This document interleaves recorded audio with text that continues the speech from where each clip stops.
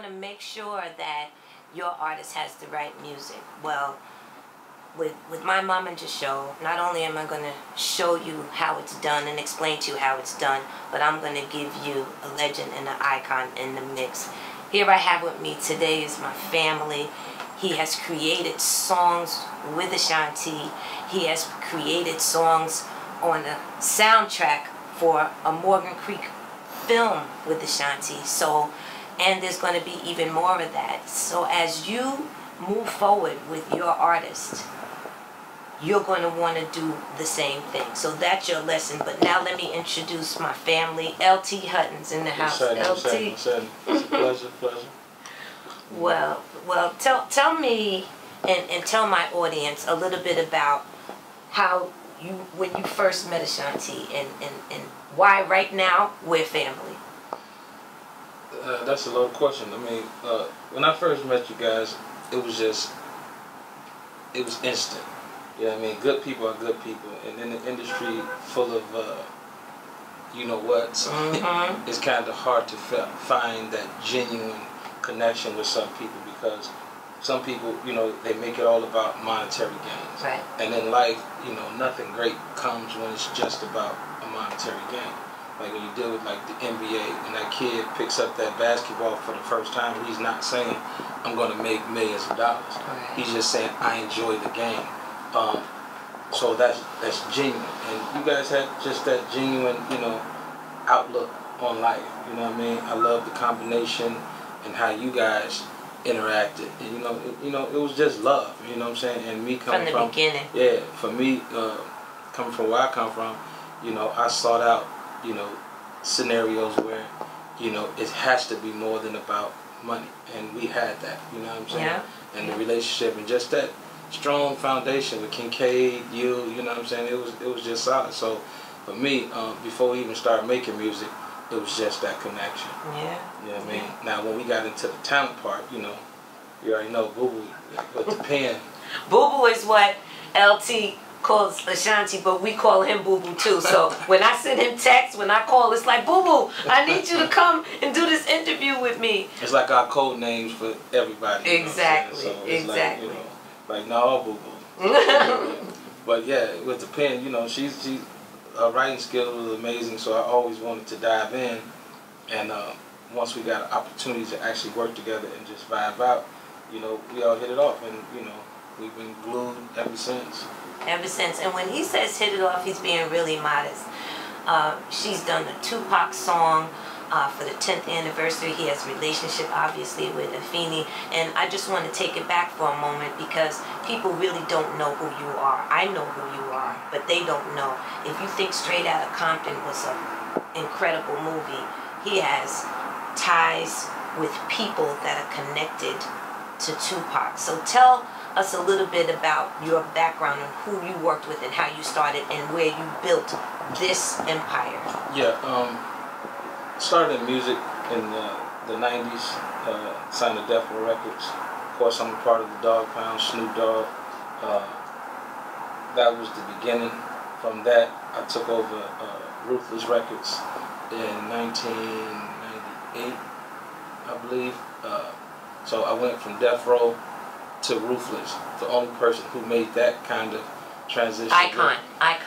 Which was weird for a lot of people, but for me it was just about bringing things together and being able to work with two different empires. Ruthless was an empire, Death Row was an empire, and me just seeing it business-wise to understand that Death Row, you know, went on a decline for whatever reasons, and you know, I just kind of bridged the gap in between the two.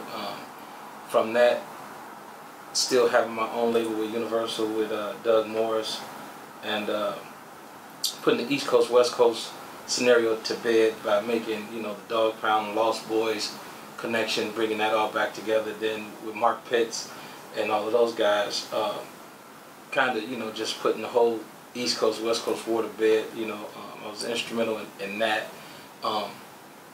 And just, you know, making records for not just West Coast artists, but for everybody, and doing not just rap, but doing rap and R&B, but in all of that, still doing film production, you know, which has always been a super love of mine. Like people always ask, is music over film or is film over music? It's always been both for me, you know. And the marriage of the yeah, two. And I hate the fact that, you know, people try to say that we can only do one thing, like you can only be talented in one thing. That's not the truth. But they'll let J-Lo sing, perform, and not even question it. You follow what I'm saying?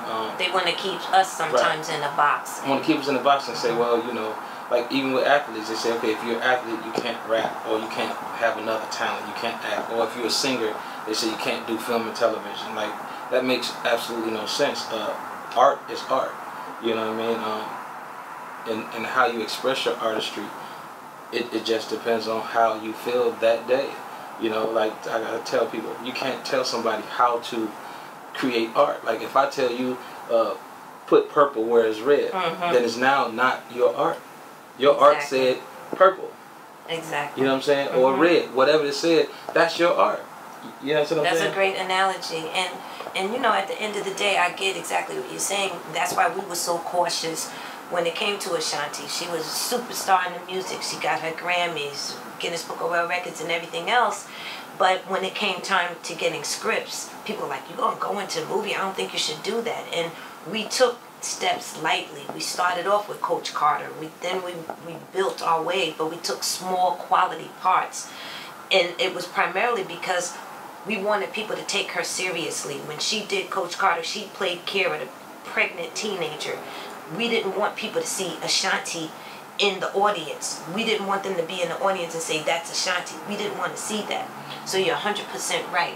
When you're in this business, do not let anybody stop you or cap you from doing what you think your artist does or your child does. Ashanti's my daughter, and I'm fortunate enough to have a multi-talented daughter, and your daughter or your son can do the same.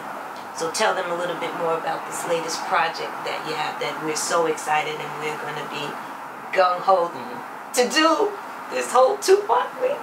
Yeah, right now, you know, the new project we have is called All Eyes on Me, one of the phenoms. And like when you said about Compton and different things, when I sought out to do our stories, I put a lot of stories in the system, you know, and tried to bring light to them, because like I said, Hollywood, they choose to tend what they want to tell about us, and they sometimes actually dictate what we should see about ourselves. And it's like, how in the hell are you gonna tell our stories when you're not from our culture? And you don't know what happened in the streets. You don't know our stories, and you don't know what the feelings are, what the vibes are, what happened in the streets, what happened in the studio. Like you have to be accurate. You know what I mean? Like me, you know, you can if you are disciplined enough to do the research, but it's almost hard to go and do research on 50 years of culture and get it completely right. And it's their life. You're living it every day. Every day. So me, I kind of took the banner and ran with a lot of the great ones, as many as I could, before some other stations and people cannibalized them. Because some of them I lost because I can't do everything. And they cannibalized those pictures. So the ones that we have, you know, are going to be all like Compton, Tupac being the mother lode of them all. You know what I mean? And All Eyes on Me is just going to be one of those, you know, historic events, man. And if you like Compton, wait till you see All Eyes on Me. You know, and I can speak for it. I have experience in terms of I saw the screen. I laughed, I cried, I was angry, I was very emotional. It takes you on an emotional roller coaster. And, you know, I have my own experiences, and I've been around in terms of what I've seen in terms of film and TV and anything in the entertainment business in terms of music. But this film right here is it's a cultural phenomenon, just like LT mentioned. It brings you, of course, all genres. And Ashanti was lucky. She's one of the only artists that did a record with Biggie and Tupac. So at the end of the day, we feel a closeness to this because she did the 10th year anniversary, like I said, the Tupac. Oh my God. We were so excited to get that opportunity. But in any case, I just want to thank you for coming here. No problem. Him and Ashanti are going to be working on the soundtrack and the 100%. score, so we're excited about that. And this is another episode of MOMager. I'm excited to bring you more information.